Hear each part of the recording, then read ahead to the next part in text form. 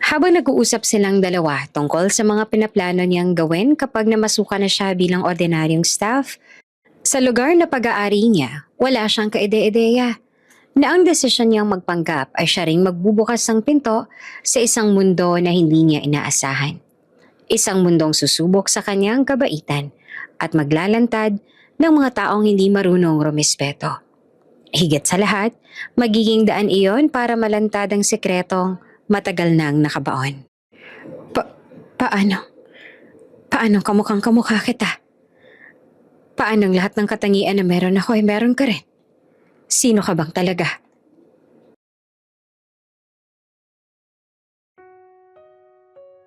Hindi lamang maganda, mabait at matalino talaga nag-iisang anak ni Roman, ano? Oo nga eh, napakaswerte ng kanyang ama sa kanya.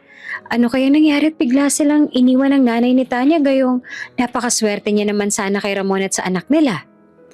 Ayon nga sa sabi-sabi, nagkaroon daw noon ng kalaguyong asawa ni Roman. Sumama raw sa ibang lalaki. Napailing-iling ang babae. Grabe, may mga tao pa rin pala talagang hindi marunong makontento, no? Oo nga eh. Kung ako lamang ang asawa niya, nako, hindi na ako maghahanap ng iba kasi napakaswerte ko na kung silang pamilya ko. Pero ang mahalaga ay lumaki naman ng maayos sa nag-iisang anak ni Roman. Hindi nabigo si Roman sa kanya. Oh, andyan na pala siya. Bumati tayo sa kanya. Nang makita nila ang pagdating ni Tanya, bigla silang tumigil sa pag-uusap. Magiliw silang bumati sa dalaga at isa-isa niyang kinamayan ng bawat isa. Pasensya na ho, late ako sa meeting de avance na to. Dumaan pa kasi ako sa isang orphanage bago ako dumiretso rito. Ayos na yun, Miss Tanya. Hindi naman kami naghintay ng matagal. Gayunpaman, muli pa rin siyang humingi ng paumanhin bago siya lumapit sa kanyang ama at magiliw na nakipagbeso rito. Maupo ka, iha, wika ng kanyang ama. Thanks, Dad. Si Tanya Romero ay nag-iisang anak ng bilyonaryong si Roman Romero. Lumaki siya sa karangyaan.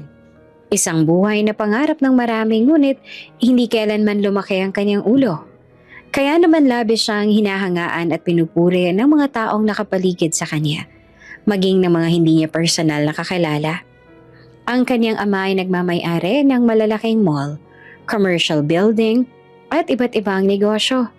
Dahilan upang maging kilala at irespeto ang kanilang apelyido sa mundo ng negosyo. Ngunit sa kabila ng lahat ng kanilang yaman at impluensya, nananatiling mapagkumbaba si Tanya. Para sa kanya, pantay-pantay ang lahat ng mayaman man o mahirap. Walang mas mataas, walang mas mababa. Lahat ay tao, at iyon ang prinsipyong mahigpit niyang pinanghahawakan. Matapos ang meeting de avance, nagkaroon ng pribadong pag-uusap ang kanyang ama at ang pamilya Guerrero. Abala pa ang aming anak sa ngayon. Ngunit nakakatiyak kami na kapag nagkaroon siya ng oras, hindi niya palalampasin ang okasyong to. Wika ni Mr. Guerrero. Tulad ng ama ni Tanya, si Mr. Guerrero ay kilalang kilala rin sa mundo ng negosyo. Sa katunayan, mas mataas pa ang katungkulan nito kesa sa ama ni Tanya. Ibig sabihin ay higit itong makapangyarihan. Mas malaki ang saklaw ng mga negosyo nito at mas malawak ang mga koneksyon. Ayos lang yan, nauunawaan naman namin. Sagot ng kanyang ama. Hayaan ninyo at kakausapin ko ang anak ko upang makapaglaan siya ng oras para kay Tanya. Dagdag pa ni Mr. Guerrero. Ayos lang po yun. Maagap na sabi ni Tanya. Naiintindihan ko naman po ang nature ng trabaho niya. Kaya alam ko naman talagang abala siya. Ngumiti si Mrs. Guerrero. Napakaswerte ng anak namin dahil napakaunawain ang mapapangasawa niya. May isang bagay na matagal nang tinanggap ni Tanya.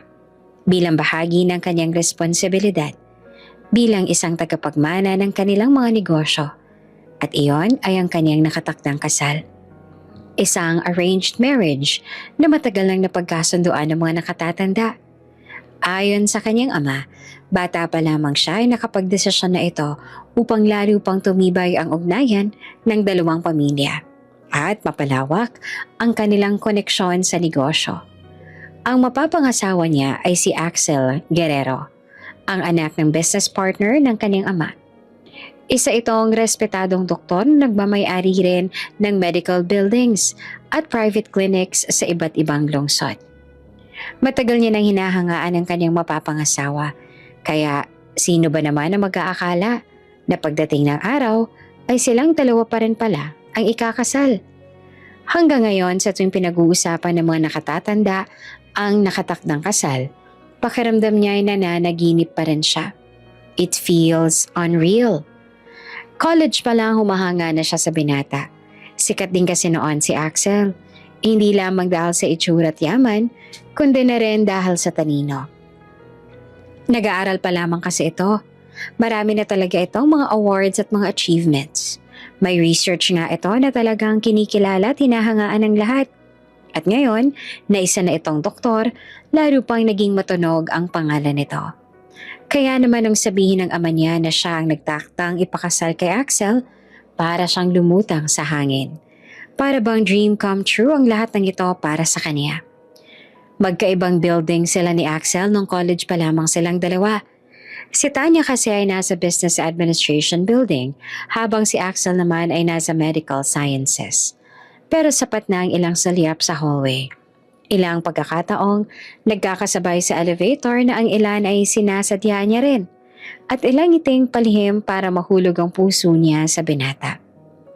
So when her father told her about the agreement between the two families, she did not object. She didn't argue, didn't question it, and didn't even try to protest. Sa totoo nga niyan, there was a quiet part of her heart that felt a spark of happiness. Ikaw lang nag-iisa kong anak kaya walang ibang maaaring umako ng kasal. Natatandaan niya pa ang malungkot na tinig ng kanyang ama habang sinasabi iyon. Ayos lang po, Dad. Pigil ang tuwang sagot niya dito noon. Wala naman pong problema sa akin at hindi rin po ako tumututol sa kasal na to. Ilang buwan na rin mula nang sabihin niyo ng ama sa kanya at hanggang ngayon ay wala nang update tungkol sa kasal na iyon. Hindi niya alam kung kailan nga ba magiging kasal nila ni Axel at hindi niya alam kung kailan ulit sila magkikita. Last nakita niya kasi dito ay noong family dinner pa ng pamilya Guerrero at Romero. That was what? Almost 4 months ago. Hindi naman siya nagmamadali.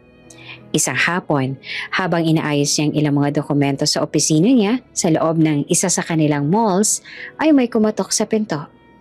Come in? Miss Tanya? Maingat na sabi ng isa sa kanilang mga tauhan. Halatang nag-aalangan ng tinig at ekspresyon nito. May report po kasi tungkol sa isa sa mga branch natin. Nag-angat dito ng tingin si Tanya. What kind of report? Tuluyan itong pumasok at inilapag sa mesa ang files na dala. Nagtataka siya namang sinuri ang mga ito.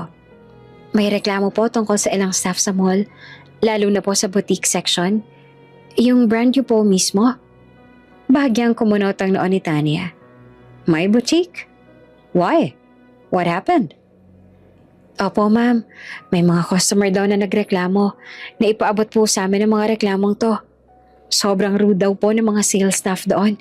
May ilan pa nga nagsabi na mapangmata raw sila, lalo na sa mga mukhang ordinary lang.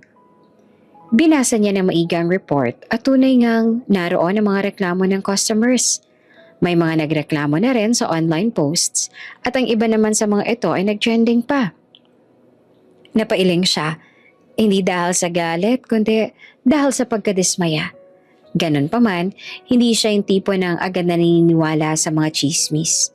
Hindi naman siya sigurado kung totoo nga bang nangyayari talaga ang sumbong na to. Minsan kasi mahirap din maniwala, lalo na sa ilang posts online kasi ang ilan sa mga tao roon ay sadyang uhaw lamang sa atensyon at ang iba naman ay gusto lang na may masira na negosyo. Gusto niya ng solid na ebidensya. Gusto niya na ang sarili niyang mata ang makakakita at saka lamang siya huhusga at gagawa ng desisyon kung sino ang dapat na parusahan at tanggalin sa trabaho. I want to see it myself. Mahinahon niyang sagot dito. Nagulat ang staff. Po? I don't want to judge them based on hearsay. I'll observe them. I'll test the staff. Then, saka ako magdadecide kung ano ang dapat na mangyari sa staffs na inirereklamo. Tumango ang mga staffs. Yes, Miss Tanya. Sabihin niyo lang po sa akin kung ano pong maitutulong ko sa plano niyong gawin. Yes, you may leave now. Tugon niya. Yumuko ito at lumabas na ng opisina. Pinagpatuloy niya naman ang pagsusuri sa mga reports at tila biglang nanakit ang ulo niya matapos ang lahat ng ito. Pag-uwi niya ng gabing yon, kaagad siyang pinatawag ng ama niya sa study room. Tanya, panimula ng kanyang ama habang nakaupo sa office chair nito. Narinig ko ang tungkol sa report sa mall. Pagod siyang lumapit at naupo sa tabi nito. Yes, Dad, I already heard it. Kanina lang may dumating na report sa akin. Kahit online ay hindi na rin magaganda ang reviews. And what's your plan? I want to investigate personally. Why? Hindi ko pwedeng husgahan ko agad ang mga staffs natin dahil lang sa mga reports na yon. Baka sa huli hindi naman pala totoo. Idinadamay pa ang mga inosente. Tumangutango si Mr. Romero. At paano mo planong gawin yan? I'll act like an ordinary salesperson kasama nila. I want to see how they really treat people. Kapag nakakasama at nakakasalamuha ko sila ng madalas, mas madali kong makikilala ang tunay nilang ugali. Pinagmasdan siya ng ama tsaka dahan-dahan nitong tumango. That's a good idea. You will be managing that mall soon anyway, kaya dapat lang na mas makilala mo ng mabuti ang lahat ng staffs. Tumango naman siya at nag-isip na agad kung ano ang mga dapat niyang gawin hanggang sa nagsalita ulit ang kanyang ama. Before you do anything else, I want you to settle things with Axel. Bahagyang napangiti si Tanya nang mabanggit ang pangalan ng fiancé niya. Don't worry, Dad. I'm not going to pull out from the engagement. I'll do what you and the elders agreed on. You don't have to worry. I won't go against your decision. Kita naman sa mukha ng ama ang ginhawa. I'm glad to hear that. Marahang sabi nito, but still, I hope your relationship with Axel will work out before the wedding. Tumango si Tanya. I'm sure it will work out for both of us, Dad. Hindi niya sinabi dito ang dahilan kung bakit sobrang saya at wala man lang siyang reklamo sa kasunduan na ito. Hindi rin naman kasi nagtatanong ang kanyang ama kung ano ang dahilan at nahihiya rin siyang i-share dito. Kahit pa na lumaki siya sa kanyang ama at close na close sila nito, may mga bagay na hindi niya pa rin sinishare sa kanyang ama. Hindi niya sinabi sa kanyang ama na kahit pa hindi pa sila malapit ni Axel, umaasa talaga siyang darating din ang panahon na magiging totoo ang lahat sa kanila. Habang mag-isa siya sa kanyang silid na gabing yon, nakaupo siya sa gilid ng kama at nakatingin sa labas ng bintana. Naaalala niya ang mga panahong college pa lamang siya. Kung paano niya palihim na tinitingnan si Axel tuwing nagkakasalubong sila o di kaya kapag nagkakasabay sila sa cafeteria. Kung paano siyang kinikilig kapag nagkataon na magkasabay silang sumakay sa elevator. Kahit pa minsan, ang ilang roon ay sinasadya niya rin na mangyari. Ngayon nga ay nakatakda na napakasalan niya ang lalaking minsan pinangarap lang niya. Pero kasabay ng pananabik na yon ay may kaba rin. Dahil hindi niya alam ang lahat ng ito ay mauuwi ba sa happy ending tulad ng mga fairy tales na pinapanood niya mulang bata pa lamang? O mauuwi ba sa wala ang lahat? Well, I hope it's a happy ending. Sambit niya sa sarili. Isang linggo mula nang sabihin ng kanyang ama sa kanya, nagkaroon ng isang arranged meeting para sa kanilang dalawa ni Axel. Isa iyong dinner date.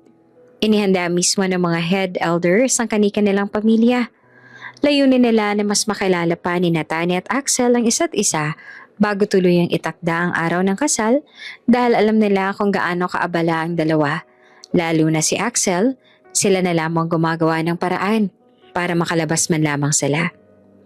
Gusto ng mga magulang nila na mag-work ang relasyon nila. Hindi lamang sa papel, kundi pati sa puso. Kahit sila lamang ang nagkakasundo sa kasal na ito, naniniwala sila na mas masaya pa rin ang pagsasama kapag nagmamahalan. And of course, Tanya is a believer too. She believes that love makes life happier. Even though she grew up in a broken family, she never stopped believing in love. She loves watching fairy tales, stories about true love and happy endings. Masaya at excited si Tanya para sa romantic dinner na hinanda ng mga nakatatanda para sa kanila ni Axel. After all, muli niya makakasama ang crush niya at siya rin lalaking pakakasalan niya. At the same time, ramdam niya din ang kaba. Kaya nung gabing yon, talagang naglaan ng oras si Tanya sa pag-aayos ng sarili. Maingat niyang pinili ang kanyang isusuot. Isang champagne-colored dress na yumayakap sa kanyang balingkinitang katawan. Light lamang ang suot niyang makeup pero lalo nitong napatingkad ang angkin niyang ganda. Inayos niya rin ang buhok niya. Nakalugay lamang ito at kulot ang dulo. Sinigurado niyang maganda siya na haharap kay Axel. Siyempre, para kapag hindi niya ito makuha sa ugali, sa face card na lang siya babawi. Habang nakatingin siya sa salamin na nasa harapan niya, hindi niya maiwasang ngumiti. Excited na siya. Excited siyang makita ulit ang lalaking nakatakdang maging asawa. Noon pa man cold na talaga si Axel. Hindi ito pala salitang klase ng tao. Hindi nga pala ngiti. At hindi rin expressive. Noon nga ay halos wala talaga itong pakialam sa mga taong nasa paligid nito at nakafocus lamang ito sa pag-aaral. Pero sa kabila ng pagiging cold nito, ramdam niya na mabuti itong tao, kaya niya nga ito nagustuhan. Although she also admits that part of the reason she likes him is because of his looks, she knows that what truly draws her to him is his personality. Mataas ang respeto nito sa kanya at noong ibinalita ng mga elders ang arranged marriage nila, wala siyang narinig na kahit katiting na pagtutol mula kay Axel. Hindi ito nagreklamo, hindi rin nagsalita ng kahit anong maaaring makasakit sa damdamin niya. Siguro hindi rin naman talaga natuwa si Axel sa kasunduan na yon. Sadyang hindi lang ito tumutol o nagsabi ng kung ano-ano dahil ayaw nito na masaktan siya or maybe make her feel rejected. At iyon ang isa sa mga dahilan kaya mas lalo siyang humanga rito. Pagdating ni Tanya sa restaurant na napagkasundoan, kaagad siyang sinalubong ng isang waiter. "Good evening, miss." Binuksan nito ang pinto para sa kanya at magalang siyang hinatid patungo sa VIP room. Pagbukas ng pinto ng VIP, nadatnan niya si Axel na may kausap pa sa cellphone. Nakatayo ito malapit sa bintanang salamin. Seryosong mukha habang nagsasalita. Ngunit nang mapansin siya nito, agad na itong tinapos ang tawag. Nilagay nito ang cellphone sa loob ng bulsa at buong atensyon siyang hinarap. Lumapit naman si Tanya sa binata. Bahagya siyang kinakabahan pero pilit nang umingiti. Kinuha ni Axel ang bouquet ng puting rosas na nakapatong sa mesa at iniabot sa kanya. "For you." Saglit na natigilan si Tanya at biglang may kakaibang kilite na gumapang sa dibdib niya. Pigil na pigil ang kilig na tinanggap niya ang bulaklak. "Thank you." Pagkatapos ay bahagya siyang yumuko. "I'm sorry I was a bit late." Umiling si Axel. "It's fine. I didn't wait that long." At saka siya nito sinuri mula ulo hanggang paa. Hindi bastos ang uri ng pagsuri nito ng tingin sa kanya. Hindi rin mapanghusga. Parang tahimik na paghanga lamang. "You look beautiful today." Lalong uminit ang buong pisngi ni Tanya sa papuri na iyon. Hindi niya yun sinasabi lang para bumawi dahil totoo ang sinabi niya. He was undeniably handsome, almost unreal. Mala-Adonis ang binata. Tall and well-built, with a sharp jawline and presence that was quite yet commanding. His features were striking without being loud.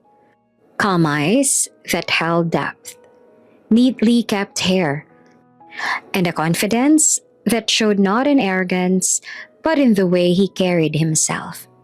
If he weren't a doctor, she would have easily mistaken him for a model.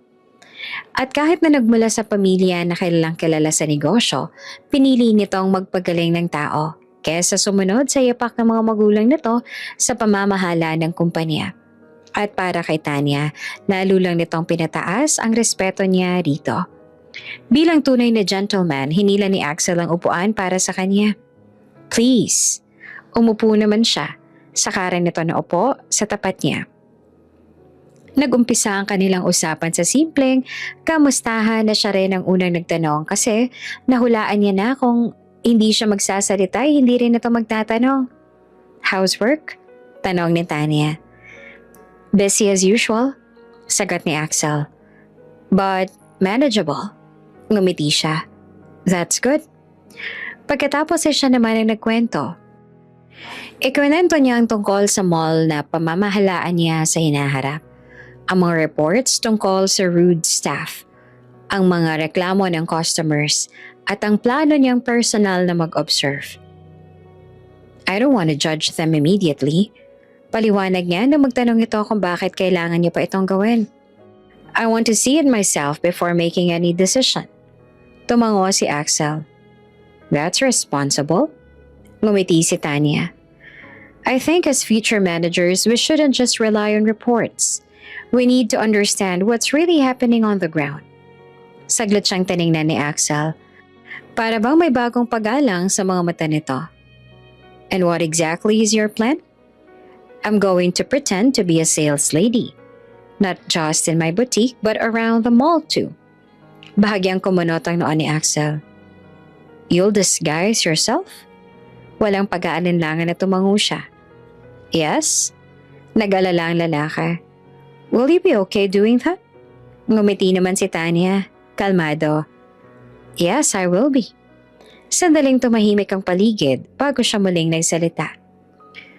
As the future manager of that mall, I need to make sure everything is in order. For the customers, for the staff, and for the business. Gusto ko ring malaman if the people working under us truly deserve their positions. Tahimik na pinagmasdan siya ni Axel.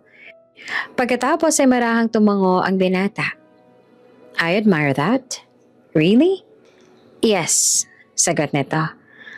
Not everyone is willing to dirty their hands for the sake of fairness. Sandali itong natigil sa pagsasalita at tinitigan siya.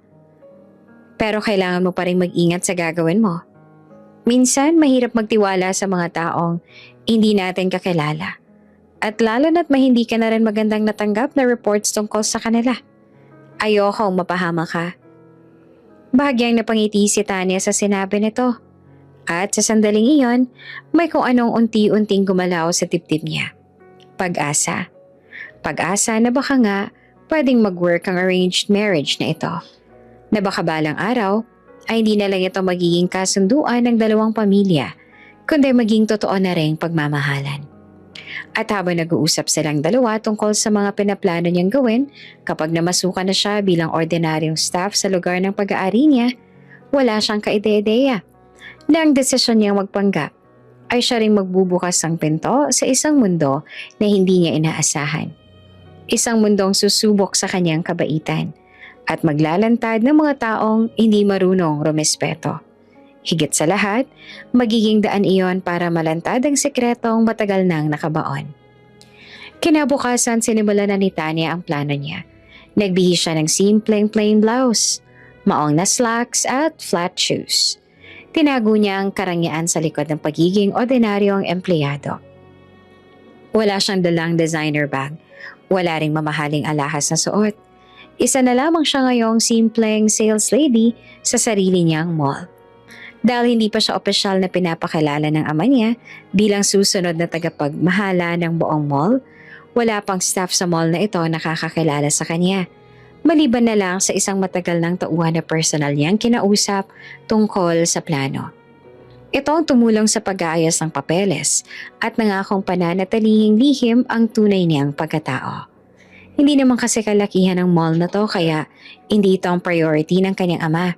Sa katunayan ay bago pa lamang ito. Pero ang ilan sa empleyado ng mga negosyo na pag-aari nila ay kilala na siya. Sa unang araw ng trabaho, ipinakilala siya ng head manager sa mga makakasama niya sa boutique. This is Tanya, sabi ng manager. She'll be joining our team starting today. Mabait naman ang umite si Tanya sa kanila. Hi, magandang araw. Kinagagal ako na makatrabaho kayo. Sana magkasundo tayong lahat dito. May ilan na tumango lamang, may ilan na pilit ang ngiti. Ang ilan naman ay halatang hindi natuwa sa presensya niya. Hindi iyon nakaligtas sa paningin niya. Ramdam niya agad ang malamig na pagtanggap. Habang pinagmamasdan siya ng kapwa niya mga sales lady, makikita na agad ang inis at hindi maitago na pagkainggit ng mga ito sa kanya. Alam niyang isa sa mga dahilan noon ay ang itsura niya. Hindi niya kasalanan na makinis ang balat niya, na maamo ang mukha niya, na halatang lumaki siya sa maayos na pamumuhay. Pero binaliwala niya muna iyon. Nag-focus siya sa trabaho at gumawa ng paraan para makita niya ang tunay na pag-uugali ng mga kasama niya. Sa loob lamang ng ilang oras, napansin niyang marami na siyang nabibenta. Magaling siyang makipag-usap sa customers dahil sa iyon nga ang napag-aralan niya noon. At isa rin sa matagal niya nang pinapractice dahil ayon sa kanyang ama noon, para maging isang magaling na negosyante, kailangan niya munang matutunan ang mga yon. Alam niya kung paanong pakinggan ang gusto ng mga bumibili, kung paanong mag-recommend ng produkto na hindi nagmumukhang mapilit. "Ma'am, this would suit you perfectly." Hinawakan ng customer ang pinakita niya at agad itong napangiti. "Wow, ang ganda nito. Ang galing mo namang mamili." Nahihiya siyang ngumiti at ang customer naman ay hindi na nag-alinlangan na kunin ang inirekomenda niya. "Sir, this one is our best seller. It matches your style." Aniya sa isa pang customer na nanghingi ng opinion niya. At halos hindi na nakakabakante ang pwesto niya. Lalo na kapag lalaki ang customer na halatang mas nagiging madali siyang mahikayat kapag siyang kausap. Ngunit kapalit ng mga sales niya ay unti-unting pag-inat ng paligid. Naririnig niya ang mga bulong ng mga kasama niya sa trabaho sa tuwing napapadaan siya sa harapan nila. Minsan nga'y nagkukumpulan pa ito para lang magbulungan. Alam niya na siya ang topic nun. "Ang pabida naman?" Pasaring ng isa. "Kaya nga, kay bago-bago pa lang nagmamagaling agad." Parinig naman ng isa pa. "Filingera talaga. Masyadong nakakairita." Red flag na agad ang mga narinig niya, pero nagbigay pa siya ng chance. Iniisip niya na baka sa una lang sila ganito.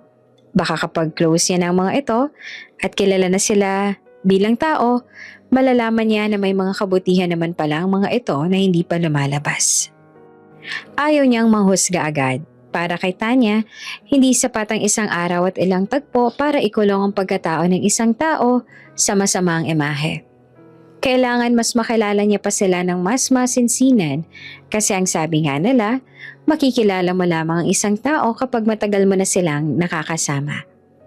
Kaya ipinagpatuloy niya ang trabaho at ang pagmamanman niya sa kanilang lahat. Pagkatapos ng duty, umuwi siya sa bahay nila. Pagpasok pa lang niya sa sala, naroon na ang kanyang ama. Nagbabasa ng documents. Tumingin ito sa kanya. "How was your first day?" Umupo siya sa tapat nito. Huminga muna siya bago sumagot. "It was okay. I made a lot of sales." Ngumiti ang kanyang ama. "That's good." But, tumingin ulit sa kanyang ama. "But what?" Nag-isip siya sandali bago nagsalita. "Some of the staff weren't very welcoming. I heard a few side comments." Bahagyang kumunot ang noon ng ama niya. "Did they bully you?" Hindi siya agad sumagot. "They made remarks. Nothing too obvious." "Isn't that enough reason to fire them?" Malimig nito ang tanong. "Anyone who looks down on you. Anyone who disrespects you. Just tell me who they are." Umiling si Tanya. "No, Dad." Napatingin naman ang ama sa kanya. "Why not?" Tumayo rin siya at hinarap ito. "Because it's only my first day. I don't know them yet. I can't judge people just based on one bad impression." Bahagyang nagulat ang kanyang ama. "What if they're really like that?" Ngumiti si Tanya. "Maybe they are. Or maybe they're just having a bad day. Maybe they have kindness that they haven't shown yet." Huminga siya ng malalim. "I want to observe more. I want to understand them first." Tahimik ang ama niya sandali. Pagkatapos ay marahang tumango. "You really are too kind." Ngumiti si Tanya. "Everyone deserves a fair chance." At sa sandali yon, hindi niya alam na ang kabaitan niya ngayon ang magiging dahilan kung bakit mas lalo siyang masasaktan. At kung bakit unti-unting mahuhubad ang tunay na kulay ng mga taong akala niya ay mababait din. Lumipas ang ilang araw, araw-araw ang pumapasok si Tanya sa mall. Suot ang simpleng uniforme, bitbit ang pag-asang baka sakaling magbagong pakikitungo ng mga staff sa kanya. Pero walang nagbago. Kahit pilit niya makipag-usap at makipagkaibigan sa kanila, kahit ngumidi siya, kahit siya nang unang bumabate, laging malamig ang sagot. May ilan na deadma lang. May ilan pa na patagong nagbubulungan kapag nakatalikod siya. Wala man lang lumalapit sa kanya ng kusa para makipagkaibigan. Wala siyang naging ka-close sa kanila at ramdam niya na ayaw talaga nila sa presensya niya roon. Nagbigay siya ng maraming pagkakataon. Sinubukan niyang intindihin. Sinabi niya sa sarili na baka kailangan lang ng oras. Pero habang tumatagal, mas nagiging malinaw sa kanya na hindi lamang ito simpleng first impression. Isang hapon, habang nasa duty siya at inaayos ang display ng mga damit, biglang nagkaroon ng kaunting commotion sa boutique. Agad na napatingin siya sa entrance at natigilan na makita roon si Axel. Kasama nito ang secretary nitong si Romulo. Makaagaw pansin agad ang presensya ng binata na kahit sino ay mapapalingon dito. Halos napahinto ang hininga ni Tanya. Biglang bumilis ang tibok ng puso niya. Hindi niya inaasahan. Di ba si Axel yan? Yung nasa magazine? Agad na bulungan ang mga kasamahan niya. Oo, siya nga yun, yung doktor. Halos sabay-sabay na lumapit ang mga sales clerk kay Axel. Good afternoon, sir. Welcome, sir. Can I assist you po? Parang mga bubuyog na biglang dumagsa sa bulaklak. Si Tanya ay nananatili lamang sa gilid. Hindi niya alam kung lalapit ba siya o hindi. Nahihiya siya. At higit sa lahat, kinakabahan din. Ayaw niya na makisali sa kaguluhan na yon dahil baka kung ano na naman ang isipin sa kanya ng mga katrabaho niya. Babalik na lang sana siya sa kanyang ginagawa at hahayaan ng ilang staff ang mag-asikaso kay Axel dahil hindi niya naman maaaring ipakita sa kanila na kilala niya ito. Ngunit biglang nagsalita si Axel. I'm sorry, but I want Miss Tanya to assist me. Biglang nanahimik ang paligid. Parang may humigop ng hangin sa buong butik. Lahat ng mata napunta sa kanya. Kahit si Tanya ay napatigil din at nagtataka lang na tiningnan ng mapapangasawa niya. Ramdam niya agad ang nagbabagang tingin ng ibang staff. Parang sinasabi ng mga mata nila na nagpapabida at nagpapapansin na naman siya. Nalamig ang mga palad ni Tanya. Gusto niyang tanggihan ngunit nakatingin lang sa kanya si Axel. Wala siyang choice. Ito ang customer niya ngayon. Kung tatanggi siya, iisipin lalo ng ilang staff na hindi niya ginagawa ng maayos ang trabaho niya kaya lumapit na lang siya kay Axel. At saka bahagyang yumuko. Can you assist me today? Diretsong tanong ni Axel paghinto niya sa tapat nito. Yes, sir. Ngunit bago pa man siya makapagsimula sa kailangan niyang gawin, bigla na lang itong yumuko palapit sa kanya at marahang bumulong sa tenga niya. It's nice seeing you again. Napatigil siya kahit paghinga niya ay natigil din. Mahigit 1 linggo ka na hindi nagpaparamdam sa akin. Dagdag nito. You seem like you're very busy here. Uminat ang pisngi niya, napangitiran siya ng bahagya. Are you taking good care of yourself? Tumango siya. Yes, I am. That's good. Huminga siya ng malalim bago naglakas loob na magtanong. By the way, why did you decide to buy your suit here? I thought you usually have them made overseas by designers. Mahinang boses niya. Iyong sapat na silang dalawa lang makakarinig. Bahagya namang ngumiti si Axel. I just wanted to try something different. Ngayon pa lang ako nakakapunta dito kaya gusto ko matry ang designs ninyo. Kung maaari ikaw kumuha ng sukat, ayoko sa iba. Muntik na siyang mabulunan. Sa sariling laway. Nag-init din lalo ang pisngi niya. Ganon pa man ay tumango pa rin siya at pinilit na umaktong normal. Kinuha niya ang measuring tape at bahagyang nanginginig ang kamay niya habang kinukuha ang sukat ng balikat ni Axel. Ramdam niya ang init ng katawan nito. Ramdam niya kung gaano ito kalapit sa kanya At mula nang ipaalam sa kanila magiging kasal nila ay ngayon lamang siya napalapit ng ganito sa binata. Napansin naman ni Axel ang panginginig niya. Relax. Mahina nitong sabi. I won't bite. Sorry. Habang sinusukat niya ang dibdib nito, halos hindi siya makahinga. Napakalapit nila sa isa't isa kaya ramdam niya ang mahinahong paghinga ni Axel na marahang tumatama sa kanyang noo. Bahagya niyang inangat ang tingin. Kita niya ang malinaw na linya ng panga nito, ang maayos na hubog ng collarbone at ang banayad na pag-angat at pagbaba ng dibdib sa bawat paghinga. Sa gilid naman ng kanyang paningin, napansin niya ang naiinggit at nanilisik ng mga mata ng ibang staff. May ilan na nagkukunwaring abala. May ilan na halatang eretado. Your scent is still the same from college. Dior, right? Sabi ni Axel habang kinukuha niya ang sukat ng bewang nito. Napatingin siya sa mapapangasawa. Hindi niya inaasahang natatandaan pa rin ito ang kanyang pabango. You still remember? Tumango ito.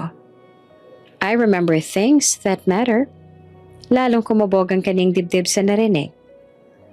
That scent suits you so much. Dagdag pa nito. Awkward siyang ngumiti. Nang makuha niya na ang huling sukat, bahagya siyang umatras upang magkaroon ng kaunting distansya. All done? Ani at pilit pinapakalma ang sarili. Nagkatinginan sila sandali. May kung anong tahimik naman na tensyon sa pagitan nila, parang may mga salitang gustong kumuwala. Ngunit kapwa nilang pinipigilan. Maayos naman bang pakikitungo nila sa'yo rito? Tanaw ni Axel. Muli siyang tumingin dito. Tsaka pasulyap sa mga kasamahan niyang mabuti na lamang at hindi sila naririnig, bagamat halatang pasulyap-sulyap sa direksyon nila. Maayos naman, maagap niyang sagot. Is that so? Tila may pagdududang wika ni Axel. Nakausap ko ang daddy mo kanina.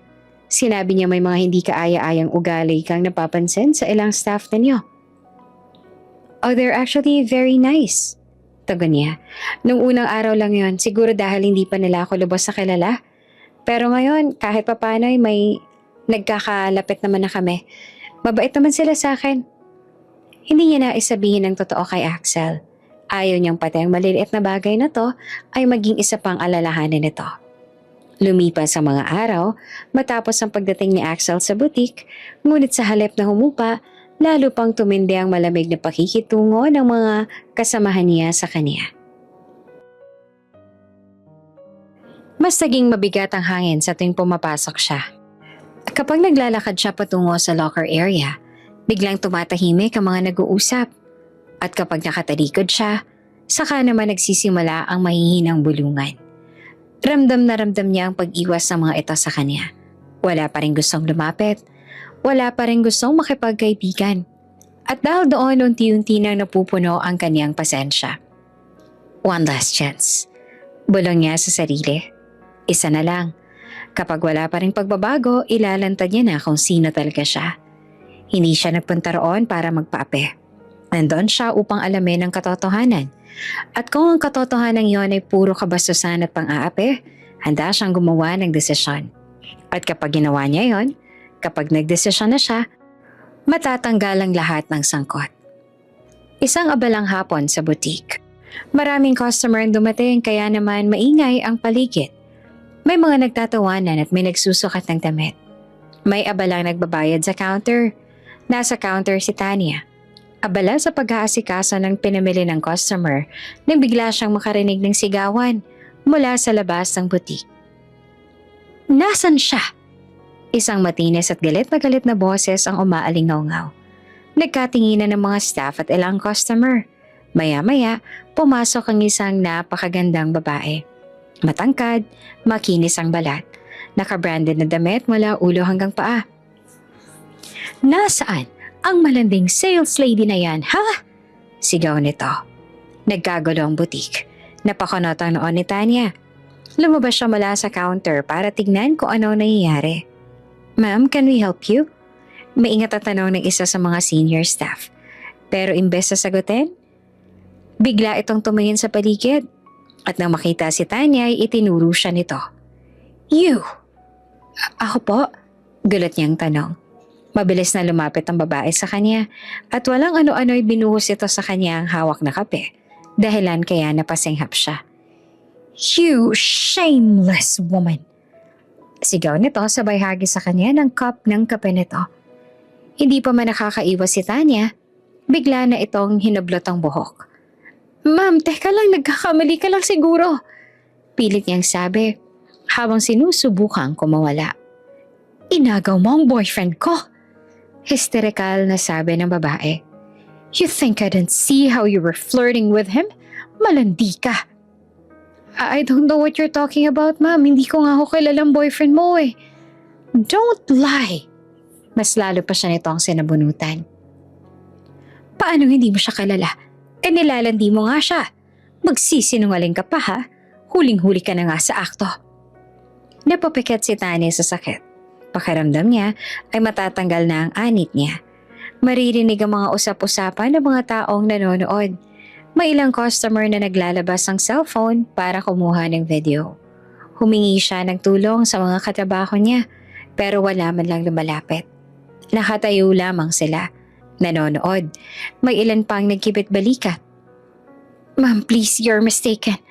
Pilit niyang paliwanag habang pilit na inaalis ang kamay ng babae sa buhok niya. "Wala akong nilalandi. Hindi ko talaga kilalang asawa mo. Nagkakamali ka lang." "Liar!" Bigla siya nitong tinulak, dahilan kaya natumba siya sa sahig. Ramdam niya ang kirot sa siko dahil naitukod niya ito. Napatingala siya sa mga kasamahan niya sa trabaho. Wala man lang ni isa sa kanila ang umawat. Wala man lang nagsabing tumigil. Sa halip ay para bang tuwang-tuwa pa sila. Malalawak ang ngisi nila na parang isa ito sa pinakaantay nila na mangyari. "Deserve niya yan," sabi pa ng isa. "Masyado kasing pabida. Malandi naman pala." Ang marinig ang mga kasamahan niya na dapat sanay ka-team niya na ginagatungan pang ang nang-aapi sa kanya ay lalong nagpawala sa tiwala niya sa kanila. "See?" Sigaw ng babae habang nakatingin sa ibang staff. "Even your co-workers know what you are. Palibhasa'y dukha ka. Kaya pumapatol ka sa may mga kaya. Nang sa ganon, mabili mo ang luho mo." Umiling si Tanya. "I never did anything wrong. Wala akong nilandi at kayang-kaya kong patunayan yon. Walang maniniwala sa'yo."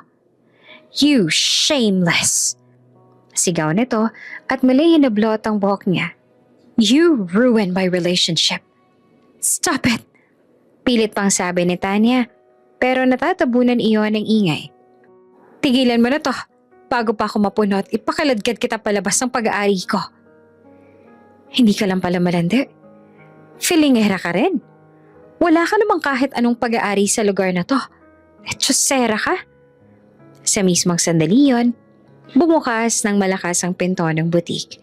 Isang malalim at malamig at puno ng otoridad na boses ang umalingaw. "What is going on here?" Tumigil ang lahat at lumingon kay Axel na siyang pumasok kasunod ang secretary nito. Nakita nito si Tanya sa sahig. Sa loob ng isang segundo, nag-iba ang aura nito. Mula sa kalmadong presensya ay naging mapanganib. Agad itong lumapit at tinulungan si Tanya na tumayo. Inilagay siya sa likuran nito na parang otomatikong proteksyon. His arm firmly shielding her. "Who did this?" Malamig nito ang tanong. Tahimik ang paligid. Nanginginig ang babaeng nananakit, pero hindi pa rin umatras. "I did. She's a flirtatious woman. She's been seducing my boyfriend." Matalim ang tingin ni Axel. "What did you say?" "She's shameless. Ask anyone here. She flirts with men." "My fiancé will never do that." Parang may sumabog na bomba sa loob ng butik. Nanlaki ang mga mata ng lahat. "Fiancé?" Sabay-sabay na bulong ng mga staff. Mahigpit ang boses ni Axel. "I know my fiancé, and she is very faithful to me." Natahimik lalo ang lahat. Ramdam ang bigat ng hangin, pero hindi umatras ang babae. "You're mistaken," singhal nito. "You don't know her like I do." May inilabas itong cellphone at mabilis na ipinakita ang isang litrato. Sa picture ay may babaeng kamukhang kamukha ni Tanya. Nakasuot ng pang-waitress na uniform ang babae.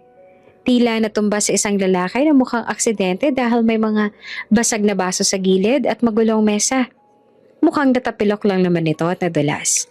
Nagmukhang halik ang pagkakalapat ng mukha ng dalawa sa larawan. "There!" sigaw ng babae. "Explain that." Napatingin ang lahat kay Tanya. Napatingin din si Axel sa larawan. Pagkatapos ay malamig itong tumawa. "That is not her. Kilalang kilala ko ang fiancé ko mula pagkabata ay kilala ko na siya. Kaya kabisado ko ang lahat sa kanya. Pero siyang babaeng to. Siyang lumalande sa asawa ko." My fiancé never worked as a waitress. Kahit kailan na hindi niya kailangan na pasukan ng trabaho na yan. "And how come?" Get pa rin ng babae. "For sure, she would take any job. She looks poor enough." "You're wrong. And since you insist on humiliating her publicly, let me clarify something publicly as well." Tumingin ito sa lahat ng staff, sa mga nakatayo at sa mga nanonood. "This woman, you just assaulted." Anin nito habang bahagyang hinahawakan ng kamay ni Tanya, "is the owner of this entire mall." "Ano? Anong sabi niya? Si Tanya raw ang may-ari nito?" "She owns this boutique. She owns this building. And she owns every contract signed under this establishment." Nanginginig ang mga staff para silang binuhusan na nagyayalong tubig. "And I am her fiancé. I will never allow anyone to hurt her." Namumutla ang babaeng nanakit kay Tanya. I didn't know." "Exactly." Malamig na sagot ni Axel. "Hindi mo pa alam ang lahat. Pero sinugod at pinahiya mo ng mapapangasawa ko." Dahan-dahan ang lumabas si Tanya mula sa likuran ni Axel, tsaka diretsong tumingin sa babae. "Sinabi ko naman sa'yo kanina. Hindi ako ang lumalandi sa boyfriend mo. Hindi ko siya kilala at mas lalong hindi ako ang babaeng nasa larawan." Kalmado niyang sabi. "And even if it was, you had no right to assault me." Nanginginig ang babae. I'm sorry. I made a huge mistake." "You dragged me. You hit me. Humiliated me in public." Malamig niyang sagot. "I will be filing charges at hindi ako papayag na mapapalampas ang lahat ng to. Napahiya ako at naapakan niyo ang buo kong pagkatao." Napaluha ang babae. "Oh, please don't." Pero tumalikod na si Tanya. Hindi na siya nakinig. Pagkatapos ay hinarap niya ang mga staff. Ang mga kasamahan niya na kanila'y tuwang-tuwa na nangyari sa kanya. Tahimik silang lahat ngayon. Namumutla. "Do you know?" Mahina pero malinaw niyang simula. "How many chances I gave you?" Walang sumagot. Yumuko lamang sila at halatang hiyang-hiya at sising-sisi sa kanilang ginawa. "I told myself maybe you were just misunderstood. Maybe you were just having a bad day. Maybe I was judging too quickly." Isa-isa niya silang tiningnan na puno ng disappointment ang mga mata niya. "But today, you proved me wrong. I was assaulted in front of you. I was humiliated. And none of you stepped forward. You even agreed with her. Kahit alam niyo na wala akong kasalanan. Kahit pa alam niyo na iyon ang dapat niyong gawin." Nanginginig ang isa sa mga senior staff. "Ma'am, we didn't know." She raised her hand. "Enough." Malamig na ang boses niya ngayon.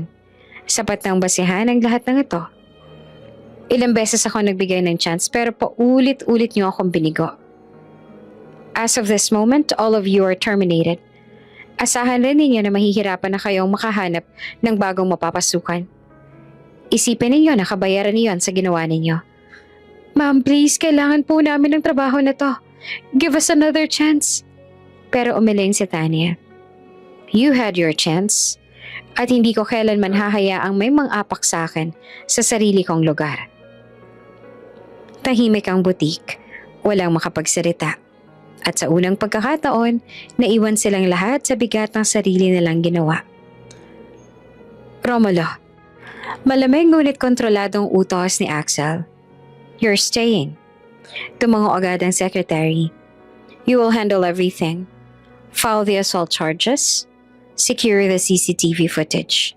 Suspend access to everyone involved. I want legal action initiated tonight. Yes, sir. Pagkatapos noon, hinawakan ni Axel ang kamay ni Tanya at iniwan na nila ang mga ito roon.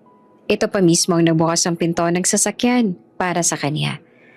Pagsara ng pinto ng sasakyan, agad na bumalot ang mabigat na katahimikan sa loob.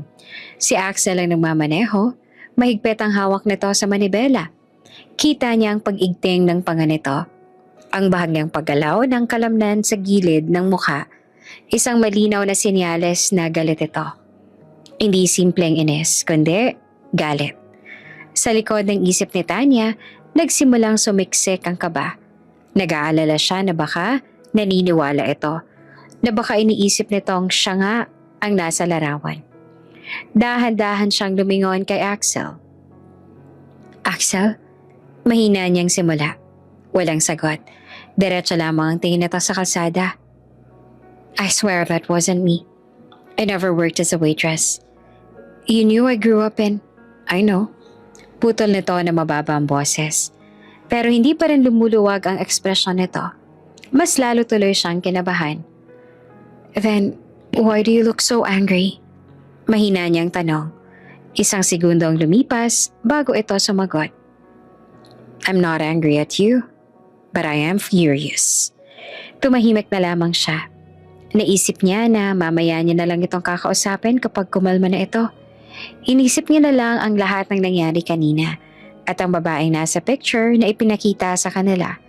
Naputol ang pag-iisip ni Tanya nang mapansin niyang hindi sila pauwi. Iba ang daan na tinatahak nila. Axel, napakunot ang noon niya at nilingon ang mapapangasawa.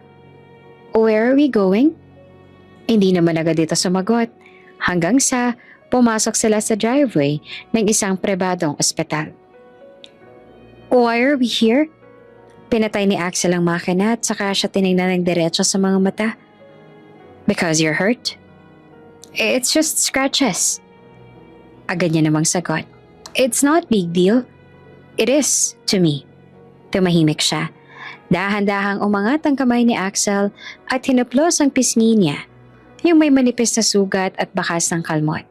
Napasinghap siya sa marahang haplos.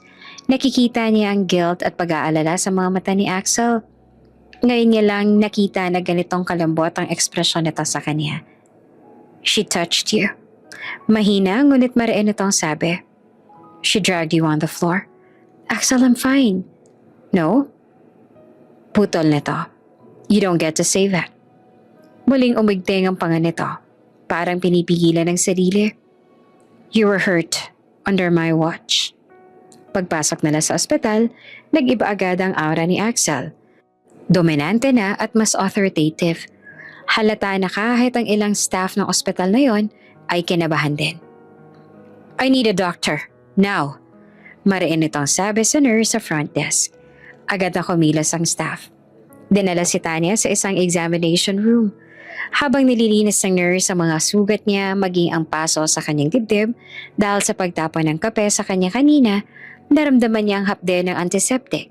Pero mas malakas ang kaba sa dibdib niya. Sa kabilang bahagi naman ng silid, sa likod ng glass wall, nakita niya si Axel. May kausap sa telepono. Hindi niya marinig ang sinasabi nito, pero kita niya ang galaw ng panga. Ang higpit ng hawak sa cellphone.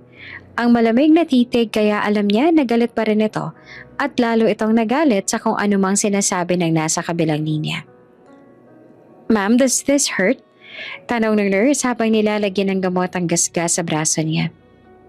No, it's okay. Sagot niya. Kanino kaya ito tumatawag? Sa abogado? O sa pulis? O sa pamilya niya? Mas lalo siyang kinabahan. Baka iniisip nito na may tinatago siya. Baka kahit sinabi nito na naniniwala itong hindi siyang babaeng nasa laarawan, may bahagi sa kanya na nagdududa. Napatingin siya ulit kay Axel. Bigla naman itong tumingin pabalik sa kanya. Nagtagpo ang mga mata nila sa pagitan ng salamin. At sa loob ng ilang segundo, wala roong duda. Wala roong paghusga, kundi purong proteksyon at galit para sa taong nanakit sa kanya. Pagkatapos ng tawag, pumasok ito sa loob ng silid. Is she done? Malamig ngunit kontroladong tono nito. Almost, sir, sagot naman ng nurse. Lumapit ito sa kanya at marahang hinawakan ng kamay niya. Next time, mahina nitong sabi, you don't endure things alone. I wasn't alone. Mahina niyang sagot. You came. Mas lalong tumigas naman ang tingin ni Axel. And I should have been there sooner. Pasensya na kung huli akong dumating. Ayos lang. Ang mahalaga ay dumating ka. Tsaka ngumiti siya dito. Maraming salamat sa pagtatanggol mo sa akin. Pagka-uwi nila sa mansyon ni Axel, kung saan siya nito dinala, hindi pa rin mawala ang bigat sa dibdib ni Tanya. Inutusan siya nitong magpalit ng damit at dahil wala naman siyang mga gamit sa bahay ng binata, ang damit nito ang suot niya. Nang bumaba siya ay sobrang tahimik ng buong bahay na para bang mag-isa lang siyang naroon. Ngunit nang maglakad siya tungo sa pinto, ay narinig niya ang galit na tinig ni Axel. Romulo, I don't want settlements. Kilala mo naman ako, hindi ba? Ayoko may inaayos pa. I want charges filed. Physical assault, public defamation, conspiracy if possible. Hindi niya marinig ang sagot ni Romulo. Sumilip siya mula sa may hamba ng pinto at nakita niya ang galit na si Axel. Coordinate with legal tonight. Suspend their licenses inside the mall. Blacklist them from every branch we own. She hurt and humiliates her. Dagdag pa ni Axel. No one hurts my fiancé and walks away. Pagkatapos noon ay pinatay nito ang tawag. Paglingon nito sa kanya ay natigil ito sandali bago lumapit sa kanya para alamin kung ayos lang ba siya. Axel, can we talk? Tumango ito. Of course. Nagtungo sila sa sala upang doon mag-usap. Nananatiling tuwid ang postura nito. Parang may distansya pa rin. Lalo siyang kinabahan. Huminga siya ng malalim bago nagsimula. I need to explain. Hindi naman nagsalita si Axel. Naghintay lang ito ng sasabihin niya. I didn't cheat on you. I don't have any other man. I never worked as a waitress, not even once. Nanatili namang tahimik si Axel kaya nagpatuloy siya. Even if you weren't sure about me before, I would never do that to you. Bahagyang nangunot ang noon ito. I've been in love with you since college. Bigla niyang pag-amin. Napakurap naman si Axel. Halatang nabigla. I know I never said it. And I know there was no guarantee you would ever feel the same. Nanginginig ang boses niya, pero hindi siya tumigil. But I never gave my attention to anyone else. I never entertained anyone. Napayuko siya sandali, tsaka muling tumingin sa kanya. I was focused on you. Just you. I stayed loyal to love. I wasn't even sure I'd receive back kaya hindi ko magagawang lokohin ka. Hindi pa man tayo kasal pero naging tapat na ako sa'yo. So please, mahina niyang dagdag. Don't look at me like you're doubting me because I could never betray you. Not in this lifetime. Natigilan si Axel. Parang napako ito sa kinauupuan. Unti-unti nag-iba ang ekspresyon nito. Mula matigas na ekspresyon, naging malambot. You think I'm angry at you? Tanong nito. Are you not? Halos pabulong niyang sagot. Dahan-dahang umiling si Axel. I was angry. Amin ito. But never at you. Tinaas nito ang kamay at marahang hinawakan ng baba niya upang magtama ang mga mata nila. I believe you. At kahit hindi ka magpaliwanag, sa'yo ako maniniwala. Dahil kilalang kilala kita.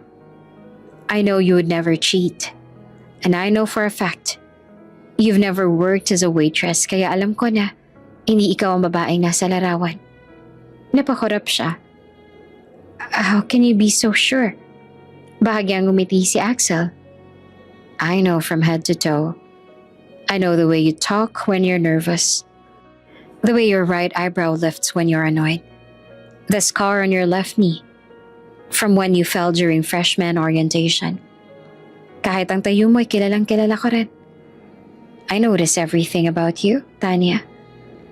Mas lalong lumambot ang boses nito. I've always noticed. Napatitig siya rito. So when I saw that photo, I didn't see you. I saw someone who only resembled you. Huminga ito ng malalim. And I was furious because someone tried to stain your name. Not because I doubted you. Unti-unting nangilid ang luha sa mga mata niya. Then why did you look so cold? Because if I let my emotions show, mahina nitong sagot. I might have destroyed more than I intended. Sandaling katahimikan ng namayani. Pagkatapos, mas lumapit ito sa kanya at masuyo nitong hinaplos ang pisngi niya. And since we're confessing things, bahagyang bumilis ang tibok ng puso niya. Just like you, I only ever had one person in my heart. Napalunok siya. You. College days? Bahagyang ngumiti ito. Yung ngiti na puno ng lambing. I remember waiting outside your classroom just to walk behind you. I remember memorizing your schedule so I'd accidentally see you. Nanlaki ang mata niya. You noticed me that much? I did. More than you notice. Mahina nitong sagot. I fell for you. Simula pa lang, hulog na ako. Napaluha siya ng tuluyan. So no.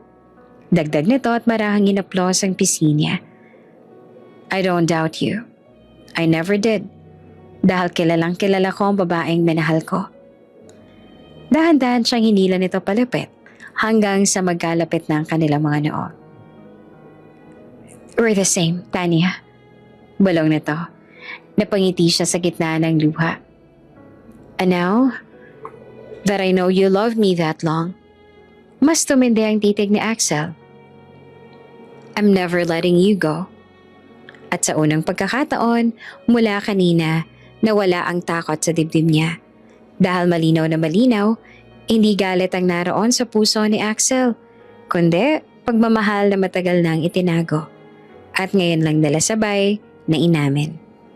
Masayang masaya si Tanya matapos iyon. Sa wakas, malinaw na sa kanya, hindi pala siyang nag-iisang nagmahal. Hindi one-sided ang lahat ng taon na inilihim niya ang nararamdaman niya para kay Axel. Pero kahit gaano mang katamis ang pag-amin nila sa isa't isa, may isang bagay pa rin na hindi nawawala sa isip niya, ang babaeng nasa larawan. Habang magkatabi silang nakaupo sa sala, hindi niya na napigilan ang sarili. Lumapit siya kay Axel at marahang hinawakan ang braso nito. Axel, can we talk about that woman in the picture? Napatingin na to sa kanya na may maingat na ekspresyon. You're still thinking about her? Yes. Huminga siya ng malalim. How can someone look exactly like me? Not just similar, almost identical. The way she acted earlier, dagdag pa ni Tanya. It felt real. I didn't look staged. Mukhang totoo talagang sinabi niya na may babae.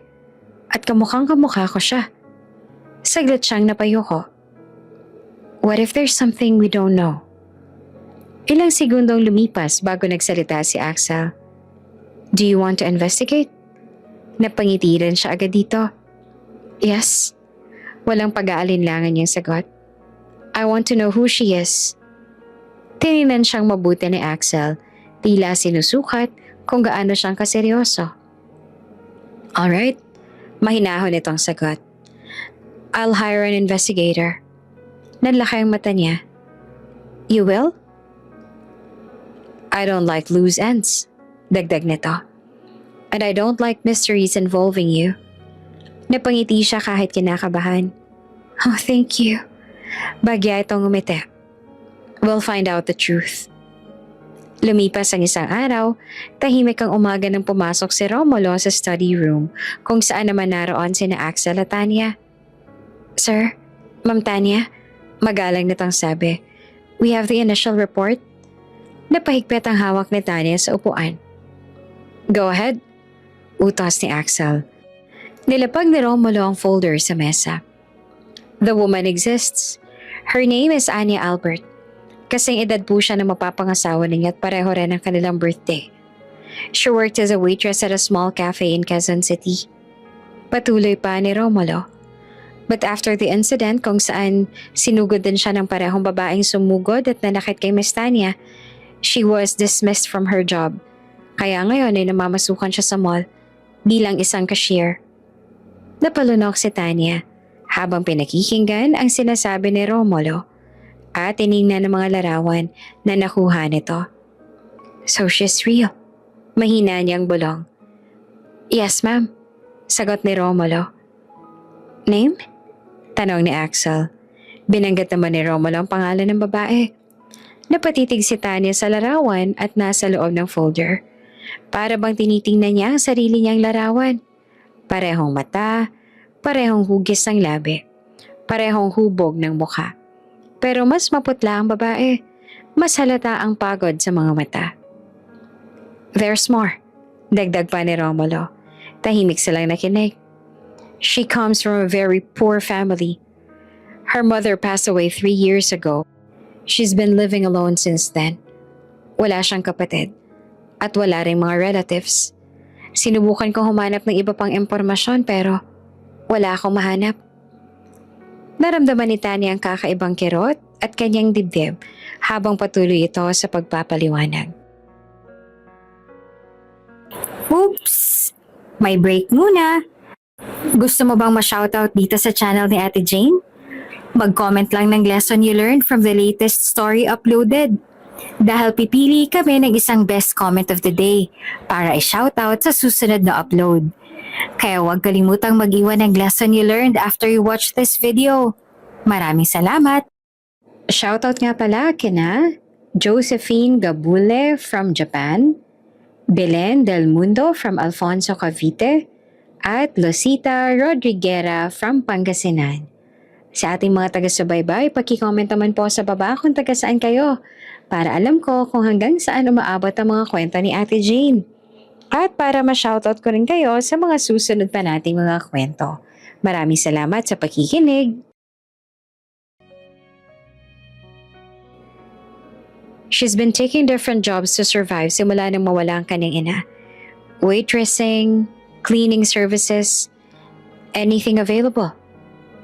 Unti-unti niyang tinaas ang larawan at mas pinagmasdan iyon ng mas mabuti. May kakaiba talaga siyang nararamdaman. Hindi lang basta pagkakahawig, may pakiramdam. Isang bagay na hindi niya maipaliwanag. Parang may manipis na sinulid na nagdurugtong sa kanila. "Sir," dagdag pa ni Romulo, "we've also located her current address. Kakasend lang po sa akin ang inutusan nating mag-imbestiga." Tumango si Axel. "Good. Send the full report to my email." "Yes, sir." Pagkalabas ni Romulo, naiwan silang dalawa sa loob ng silid.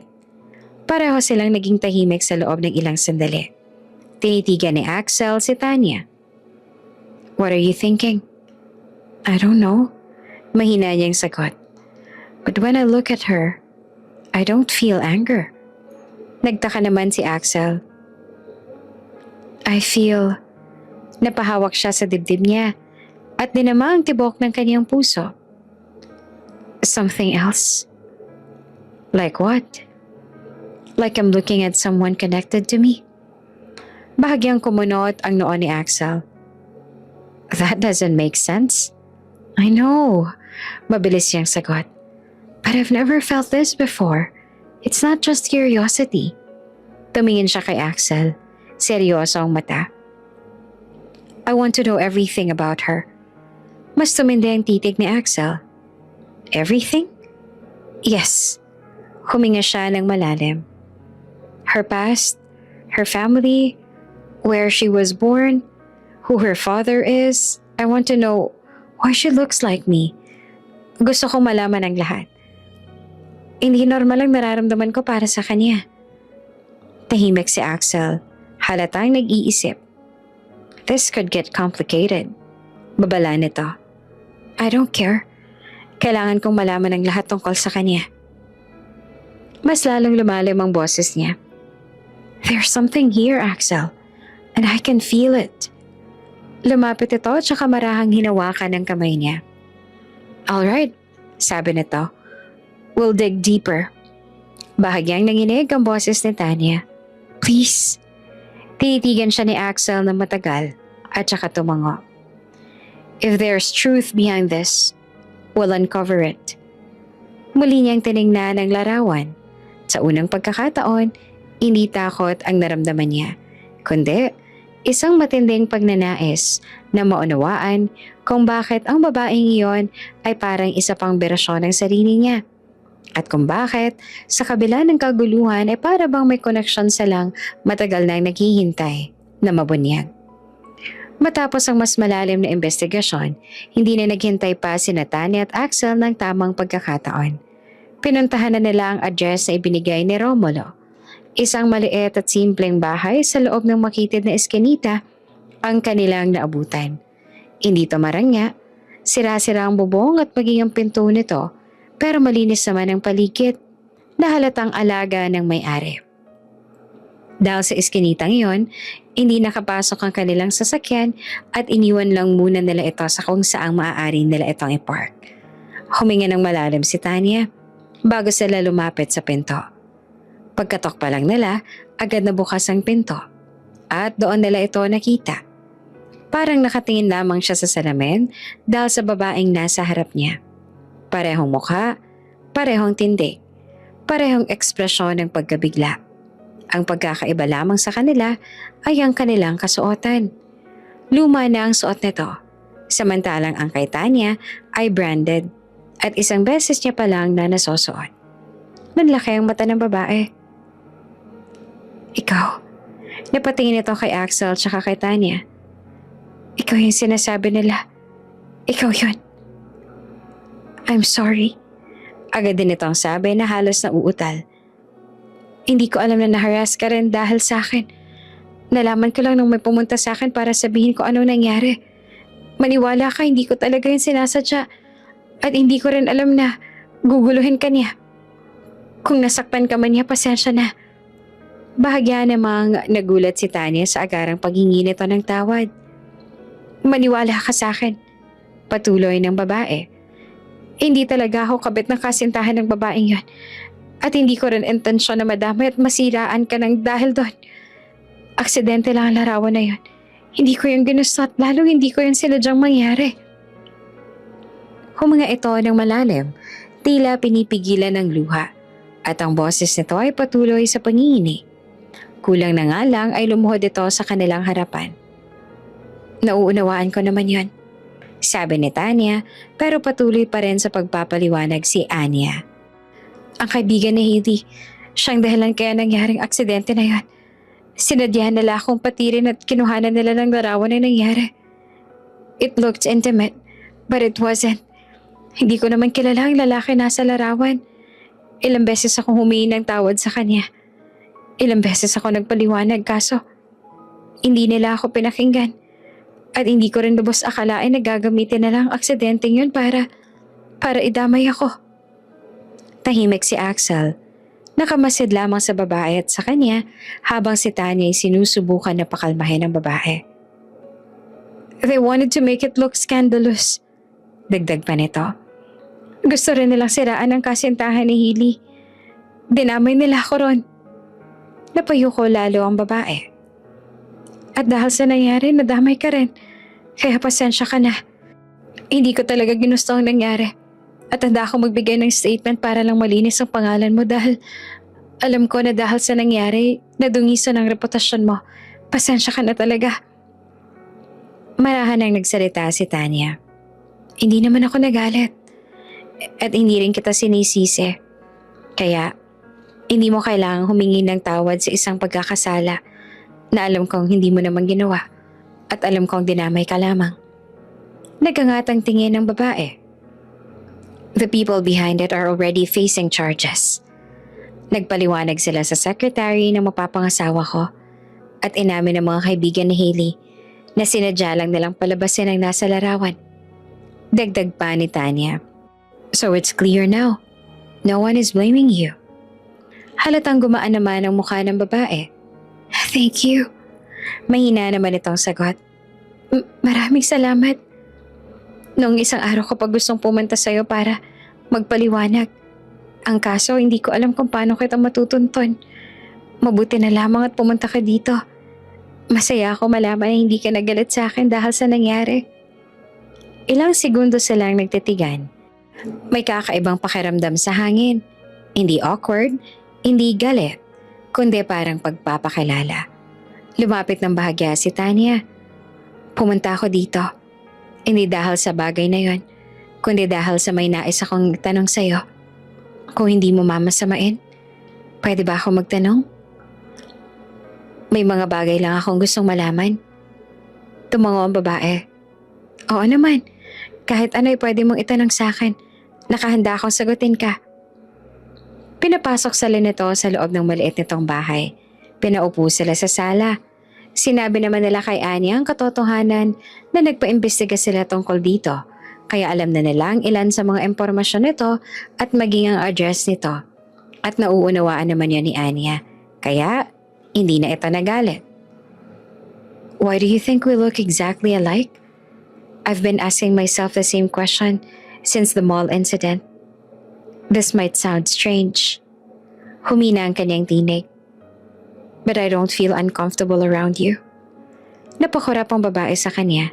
Tila hinanap din ito ang kasagutan sa lahat ng tanong niya. I actually feel like I've known you for a long time. Kaya nagtataka ako kung bakit ganito.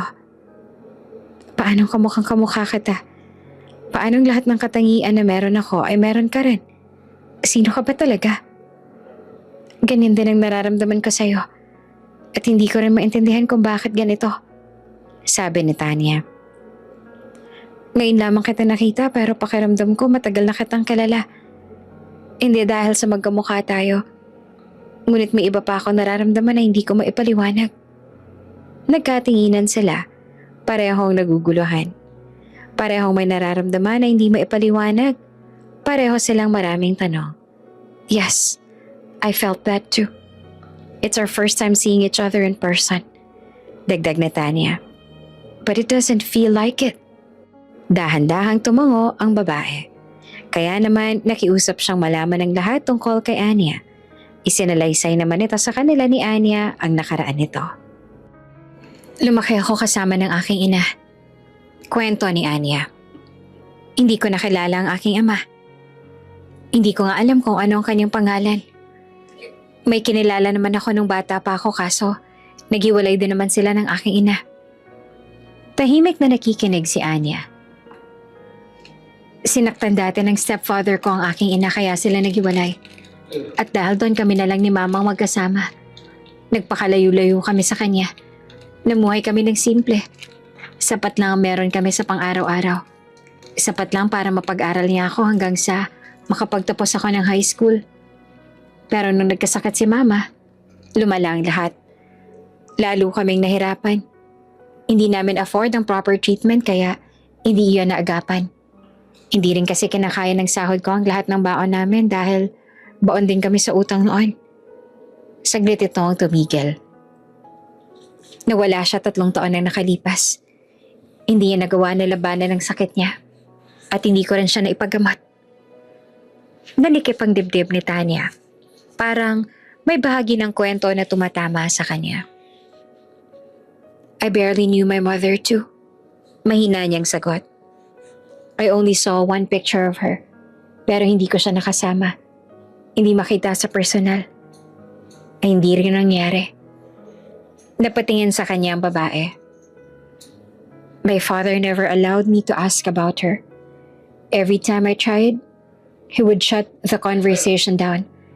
Ayaw niya kasing mapag-usapan pang tungkol sa kanya dahil iniwan niya kami noon para sa ibang lalaki. Mas lalong lumalim ang pakiramdam ni Tanya. Can I ask you something? Marahan niyang sabi kay Anya na agad naman na tumango. Can I see a picture of your mother? Gusto ko sana siyang makita. May nais lang akong makumpirma. Saglit itong nag-alinlangan, pero hindi nagtagal, tumayo ito at kumuha ng isang lumang picture frame. Mula sa maliit na cabinet, inabot niya yon kay Tanya. Hindi na nag-alinlangan. Tiningnan ni Tanya ang larawan at sa sandaling iyon, nanlamig ang buong katawan niya. Naniga siya sa kinauupuan. Maging si Axel ay nag-aalala sa kanya. Ang babaeng nasa larawan ay kaparehong-pareho ng litrato ng kanyang ina. Parehong ngiti, parehong mga mata, parehong muka. Habang buhay niyang iniingatan ng iisang larawan ng kanyang ina at ngayon, hawak niya ang isa pang kopya nito. Unti-unting bumagal ang paghinga niya. This, halos hindi lumabas ang boses niya. This is my mother. Nanlaki ang mata ni Anya. Ano? Sigurado ka ba? Dahan-dahan tumingin si Tanya sa kanya. I have the exact same photo. The same woman. Tahimik ang buong sala. Parang huminto ang oras. 2 babae, isang mukha, isang ina, at isang katotohanan na handa nang sumira sa lahat ng akala nila tungkol sa kanilang pagkatao. Ibig sabihin, mahinang boses ni Tanya, nanginginig. If she's your mother, and she's mine. Halos sabay nilang sinabi ang mga katagang. Magkapatid tayo. Pareho silang natigilan. Tapos parang may pumutok na emosyon sa loob nila. Biglang yumakap si Anya kay Tanya. Mahigpit, parang matagal nang nawawalang bahagi na ngayon lang natagpuan. Noong nawala ang ina ni Anya, akala nito ay mag-isa na lang ito sa buhay. Ang akala nito ay wala na itong magiging kakampi pa. Pero ngayon na maaaring may kapatid pala ito, labis ang saya na nararamdaman ni Anya dahil sa wakas, may makakasama na siya. Napaiyak naman si Tanya sa bisig ni Anya, lalo ring humigpit ang yakap niya dito. All my life, umiiyak niyang sabi. I thought I was the only child. Ako rin, sagot ni Anya sa pagitan ng hikbi. Buong buhay ko, akala ko kami lang ni Mama. Akala ko lang pala lahat ng yon dahil meron palang ikaw. Akala ko mag-isa lang ako noong nawala siya. Pero binigay ka sa akin ng Diyos. Meron pa akong ikaw at maaaring may kapatid pa ako. Humigpit ang yakap nila sa isa't isa. Si Axel naman ay hinagod ang likuran ni Tanya nang sa ganon ay kumalma siya kahit papaano. Ngunit wala talagang tigil ang pagpatak ng luha sa mga mata niya. You might be my twin, bulong ni Tanya. That's why we look exactly alike. Matapos ang ilang minuto, kumala si Tanya. At seryosong tumingin sa babaeng maaaring kakambal. Are you willing to talk to our father? Kung sakali man, siya lamang makakapagbigay ng sagot sa lahat ng katanungan natin. Saglit na nag-alinlangan si Anya, pero tumanguran ito. Yes. Hindi na sila nag-aksaya ng oras. Sa parehong araw din, nagtungo sila sa kampanya ng ama ni Tanya, nang sa ganon ay mabigyang linaw ang lahat ng mga tanong nila. Pagpasok pa lang nila sa opisina, agad napansin ng ama niya ang kasama nito. Napahinto ito at parang may mutong nakita. Dahan-dahan itong tumayo mula sa likod ng mesa. Binanggit niya ang pangalan ni Anya. Napakurap ito na para bang sinisigurado na hindi lamang ito basta nananaginip. Tapos unti-unting napuno ng luha ang mata nito. Anak, mahina nitong sabit na tahimik ang buong silid. Parang tumigil naman ang mundo ng kambal. Napatingin si Tanya sa kanyang ama. Dad, mahina niyang tawag. Pero hindi na kailangang magtanong pa. Ang pagtawag nito ng anak sa babaeng kamukha niya ay sapat na kumpirmasyon. You're my daughter. Tuluyan ang bumigay ang boses ng kanyang ama habang nakatingin kay Anya na umiiyak na rin. Napahawak sa dibdib si Tanya. Kahit inaasahan na nila, ibang klase pa rin ang marinig iyon mula mismo sa kanilang ama. We're twins? Mahina niyang tanong. Tumango ang ama nila, mabigat ang mukha. Yes, you are twins. Twin sisters. Why? Nanginginig ang boses ni Tanya. How could we not know? Napaupo ang ama nila. Tila naubos ang sigla at lakas nito. You were just babies when your mother left. Napatingin silang dalawa sa kanilang ama. She cheated on me. Diretsong sabi niya. And when she left, she took one of you. Parang binuhusan ng malamig na tubig si Tanya. She took my twin? Yes. Mariinit ang sagot. And you were left with me. Huminga ito ng malalim. I was furious, blinded by anger. I couldn't forgive her betrayal. Napapikit ito sandali. So I kept the truth from you, Tanya. I never told you that you had a twin sister. Nanlumo si Tanya. You let me grow up thinking I was alone. Hindi ko malang alam na may kakambal pala ako. Because I was angry. Amin ito. And because every time I looked at you, I was reminded of her. Paano po ako? Mahinang tanong ni Anya. Napatingin dito ang ama nila.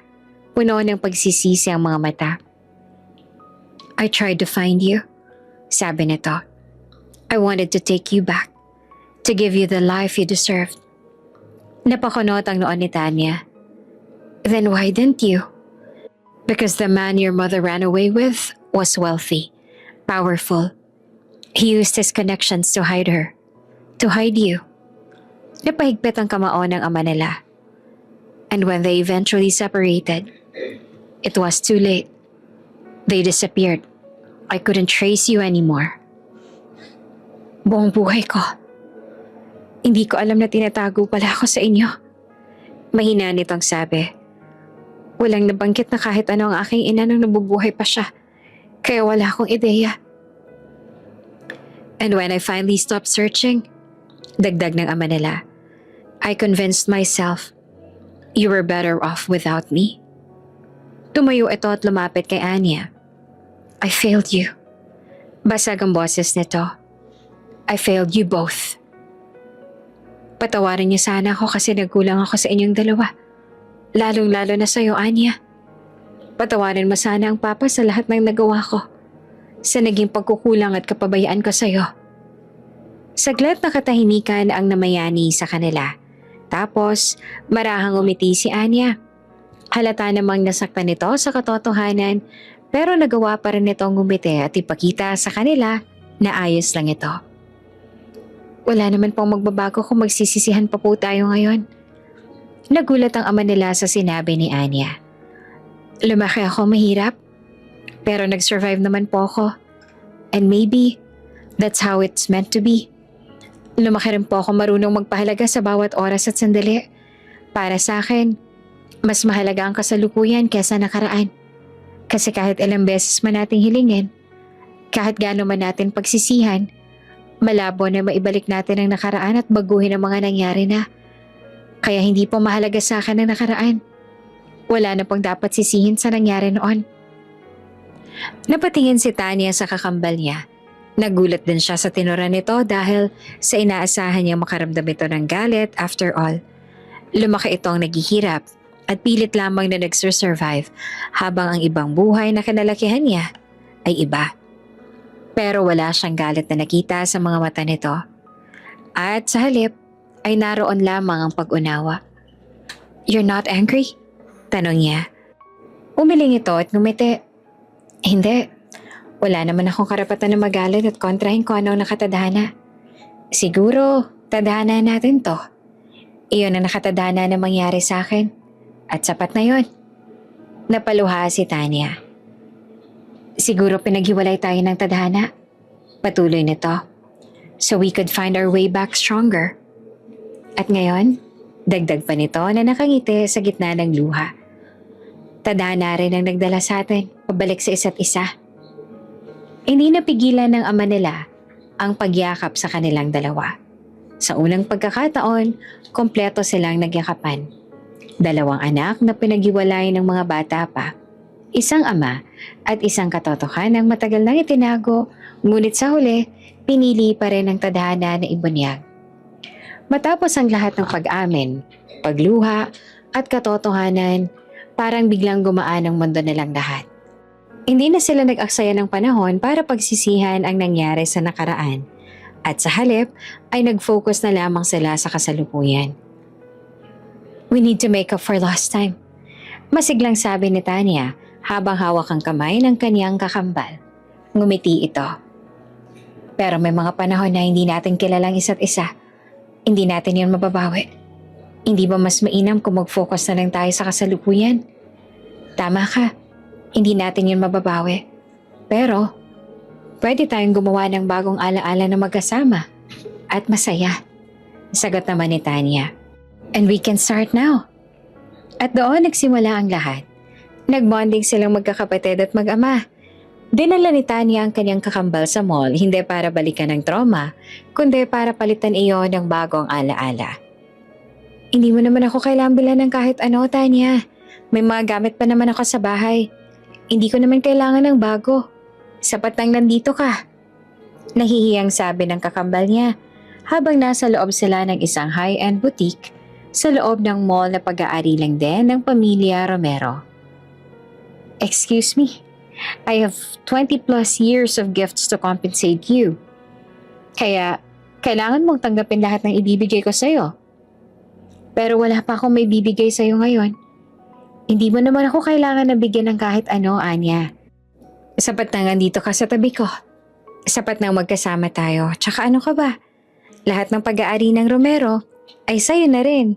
Kaya kung sakali man na may magustuhan kang anumang bagay, maaari mo na itong makuha. Hindi sanay sa marangyang buhay si Anya kaya hindi ito pumili ng kahit anong mamahalin. Maliban na lang sa mga bagay na si Tanya ang pumipili para kay Anya. At habang nagsha-shopping silang dalawa, ang nasa isip ni Anya ay maghanap siya ng mas maayos na trabaho nang sa ganon, mabilhan niya rin ng regalo ang kakambal. Buong buhay ko nagtatrabaho lang ako para makasurvive. Mahinang sabi ni Anya habang hinahaplos ang isang eleganteng damit. Hindi ko in-imagine ang sarili ko na balang araw makakapagsuot ako ng ganitong uri ng damit. Lumapit si Tanya at inayos ang damit sa balikat nito. You deserve it. Diretso niyang sabi. You deserve so much more than what you went through. Saglit na tumahimik ang kakambal niya, pero ang mga mata nito kumikinang sa luha habang tinitignan siya. Don't look at me like that, biro ni Tanya, or I'll cry in the middle of this store. Napangiti ito. Maraming salamat sa lahat, Tanya. Hindi mo alam kung gaano ako kasaya na may kakambal ako. Ganon din naman ako.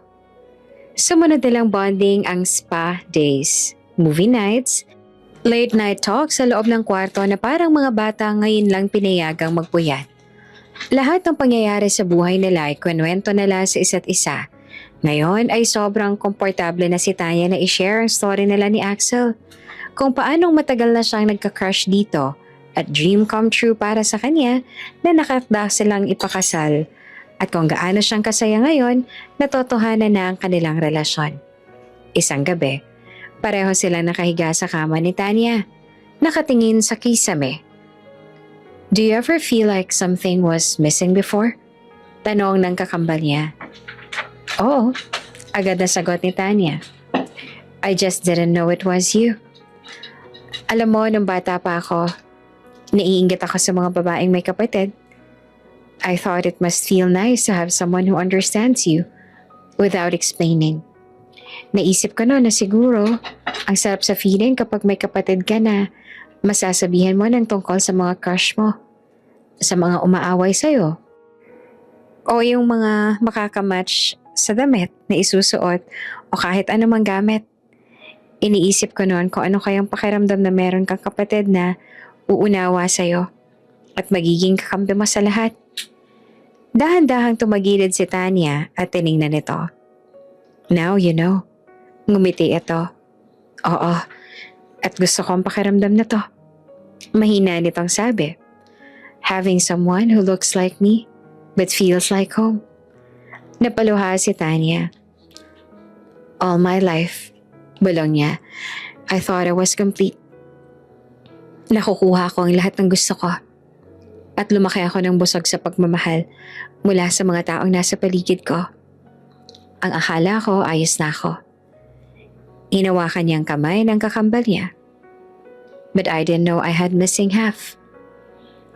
Naging abala rin ang buong bahay para sa nalalapit na kasal na Tanya at Axel na sa susunod na taon pa naman, pero dahil gusto nila na maging perfect ang lahat ay nagsimula na ang kanilang paghahanda. Masaya si Anya para sa kanya at boto rin ito kay Axel. Although medyo nalulungkot ito kasi kakakilala pa lang nila. Pero ikakasal na agad ang isa sa kanila. Alam naman ni Anya na iyon ang kaligayahan niya. Naging abala sa measurements, fittings, flower arrangements na para naman sa engagement party. You look so happy. I am, sagot ni Tanya. Does he make you feel safe? Tumango siya. He makes me feel chosen. Ngumiti naman ang kakambal niya. Then he's worthy. Masaya ako para sa'yo. Isang gabi, dinala siya ni Axel sa hardin ng mansyon na pag-aari nito. Tahimik ang paligid. Ang langit ay puno ng bituin. What are you planning? Nakangiting tanong ni Tanya. Just look up, sagot ni Axel.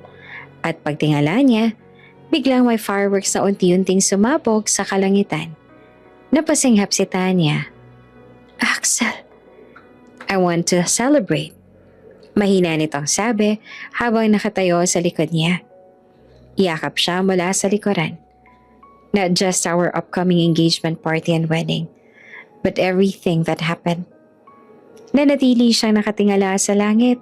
Makulay iyon. Maliwanag at masaya. Sumilay ang matamis ng ngiti sa kanyang labi. You know, I never imagined I'd love the idea of having a twin sister this much. Napatingin naman si Axel sa kanya. You know, I grew up alone. I thought I was fine. I thought I didn't need anyone else. Hinawakan niya ang kamay nitong nakayakap sa kanya. But when she came into my life, it felt like something inside me healed. Ngumiti si Axel. You deserve that kind of happiness. I didn't even know I was capable of this much love. Dagdag niya. For a sister, for a family, for you. Dahan-dahan niyang hinarap si Axel. I'm glad you found her. Me too. And I'm glad you stayed. Sagot niya. Tinitigan siya nito ng malalim. I told you before. Mahina nitong sabi. I'm never letting you go. Napangiti naman siya. You won't have to. Sumabog muli ang fireworks sa taas nila. Mas maliwanag at mas maganda. At habang nakatayo siya roon kasama ang lalaking mahal niya at siya rin mapapangasawa niya, pakaramdam ni Tanya ay wala na siyang mahihiling pa. Naisip niya rin ang mga taong akala mo'y nawala, ang mga relasyong akala mo'y hindi para sa'yo. Minsan, hindi sila tuluyang nawawala. Iniikat lang sila ng tadhana para sa tamang oras, para sa tamang pagbabalik. At ngayon, kompleto na siya. Abala na ang lahat para sa engagement party ni Tanya at Axel. Pinagmamasdan ni Anya ang lahat. Ang ilaw, ang saya sa mukha ng mga tao. Ang pamilya ngayon lang niya tunay na naramdaman. Napangiti siya. Kung may magsasabi sa kanya ilang buwan nang nakalipas na magkaroon siya ng ganitong buhay, hindi siya maniniwala. At isipin niyang mabaliw lang kung sino mang magsasabi noon sa kanya. Lumaki siyang sanay sa kakulangan. Sanay sa pagtitipid, sanay sa pakiramdam na mag-isa, pero ngayon hindi na. Ngayon may kapatid na siya. May ama na siya. May pamilyang naghihintay sa kanya sa hapag. May kakambal at kakampi na siya. Hinawakan niya ang railings ng balkonahe at tumingin sa langit. Ma, mahina niyang bulong. Malamig ang simoy ng hangin na yumakap kay Anya. Hindi ko man agad nalaman na may kambal pala ako. At least tinayaan ng tadhana na magtagpo ang mga landas namin. Napakurap siya habang pinipigilan ng luha. Siguro kung nasan ka man ngayon, nakita mo kung paano kami pinagtagpo at alam ko na masaya ka rin kasi magkasama na kami. Naaalala niya ang mga gabing silang dalawa lang ng kanyang ina. Ang hirap, ang sakit, ang mga pagkakataong siya lang ang yakap nito. Ma, nanginginig ang boses niya. Hindi mo siya naalagaan noon. Ako lang ang lumaki sa tabi mo. Hindi mo malang siya nayakap at hindi mo napunasan ang luha niya. Pero hindi kita sinisisi. Hindi ka naging mabuting asawa kay Papa, pero naging mabuting ina ka sa akin. Alam ko na kung nagkaroon ka man ng chance sa magkasama at maalagaan ang kakambal ko, magiging mabuting ina ka rin sa kanya. Huminga siya ng malalim. Pinapangako ko sa'yo, aalagaan ka siya. Napahawak siya sa dibdib niya. Ipaparamdam ko sa kanya ang pagmamahal ng isang kakambal. Bahagya siyang napangiti. Ng isang ate. Saglit siyang natawa sa pagitan ng luha. Kahit technically sabay naman kaming pinanganak. At kung kaya ko rin, ipaparamdam ko sa kanya ang pagmamahal ng isang ina na hindi niya naramdaman noon. Gagawin ko yon, hindi dahil kailangan ni Anya ng kapalit, kundi dahil gusto niyang ibigay ang lahat ng kaya niyang ibigay. Gusto niyang maranasan ng kanyang kakambal ang bawat uri ng pagmamahal, yung hindi niya naranasan ng buo. Gusto kong maramdaman niya na hindi siya nag-iisa, bulong niya, na may kakampi siya sa lahat ng pagkakataon, na may magtatanggol sa kanya, may yayakap sa kanya kapag napapagod siya. Napangiti siya habang nag-iisip ni Tanya na tumatawa sa loob. Ma, mahina niyang sabi, para sa akin, ang pamilya ko ngayon, sila ang tunay na kayamanan, kaya habang buhay ko silang iingatan. Hindi ang pera, hindi ang marangyang buhay na meron siya ngayon ang tinuturing niyang yaman, kundi ang pakiramdam na may uuwian ka, may tatawag sa'yo ng kapatid, mayayakap sa'yo ng walang kondisyon. Ang kambal ko at ang aking ama, silang pinakamagandang biyaya. Isang luha ang tuluyang pumatak. Salamat, Ma. Kahit papaano hinayaan mong mangyari ito. Mula sa loob ng bahay narinig niya ang tawag ni Tanya. Nasaan ka na? May ipapakita ako sa'yo. Napangiti si Anya. Coming! Sigaw niya pabalik. Bago siya pumasok muli, tumingala siya sa langit sa huling pagkakataon. Hindi na ako mag-isa, Ma. Huwag ka na mag-alala sa akin. At sa puso niya, sa wakas, buong-buo na siya. Bago pa man dumating ang araw ng kasal ni Tanya, may isa pang mahalagang hakbang na kailangang gawin ng pamilya Romero. Isang formal gathering. Ang inihanda ng kanilang ama, di lamang para sa mga kaibigan, kundi para sa mga business partners, board members, at matagal nang konektado sa kanilang mga kumpanya. Punong-puno ang Grand Hall, may mga bulungan, may mga ngiti at may halong curiosity. Tumayo ang ama nila sa gitna ng entablado, hawak ang mikropono. Ladies and gentlemen, panimula nito. Tonight is not only about celebrating my daughter's upcoming wedding. Lumapit ito kay Tanya at sa tabi niya ang kanyang kakambal. Magkahawak sila ng kamay. This, patuloy pa ng ama nila, bahagyang nanginginig ang boses, is my other daughter. Tahimik ang buong silid. She is Tanya's twin sister, separated from us when they were still infants. Circumstances kept her away from this family, but fate brought her back. May napasingha, may mga napangiti. She grew up away from the life we have here, dagdag pa nito. But starting today, she is no longer away from us. She is, and always has been, a Romero. Malakas ang palakpakan.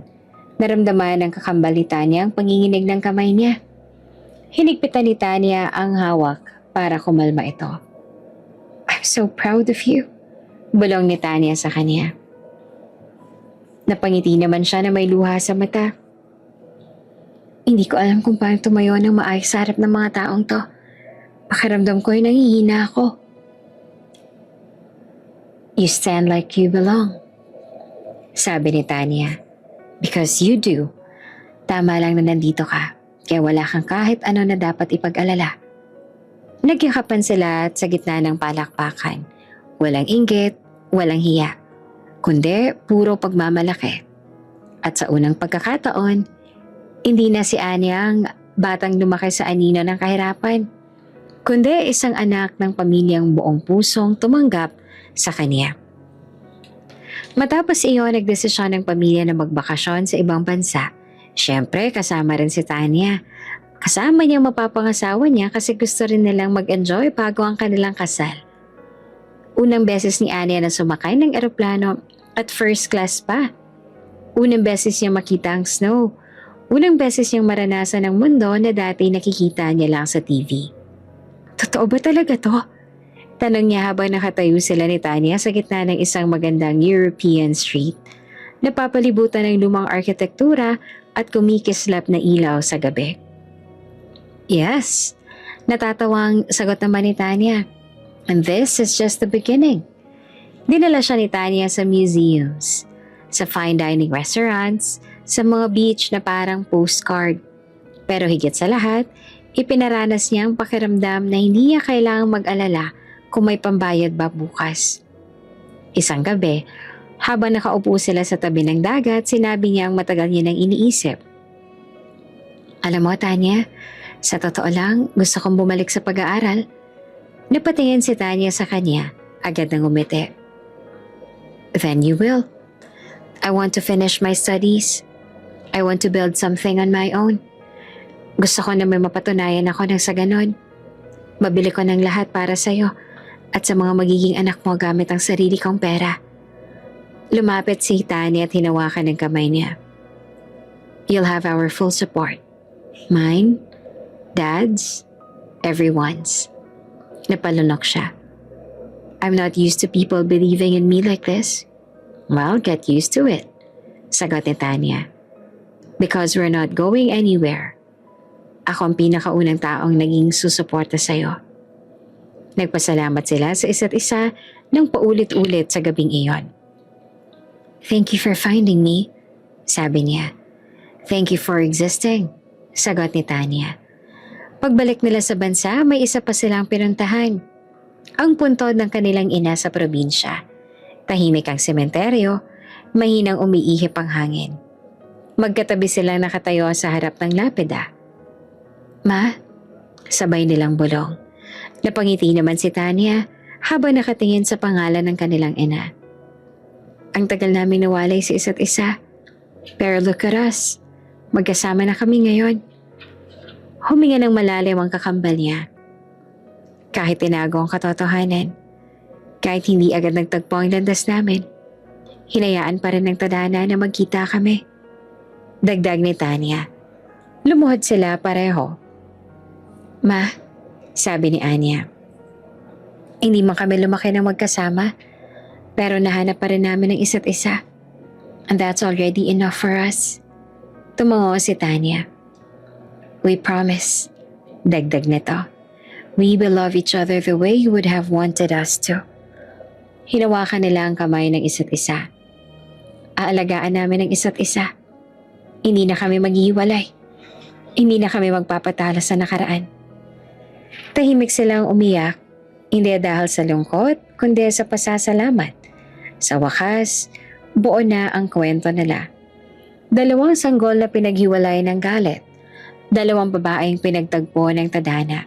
At ngayon, magkambal na piniling mahalin ang isa't isa nang walang hanggan.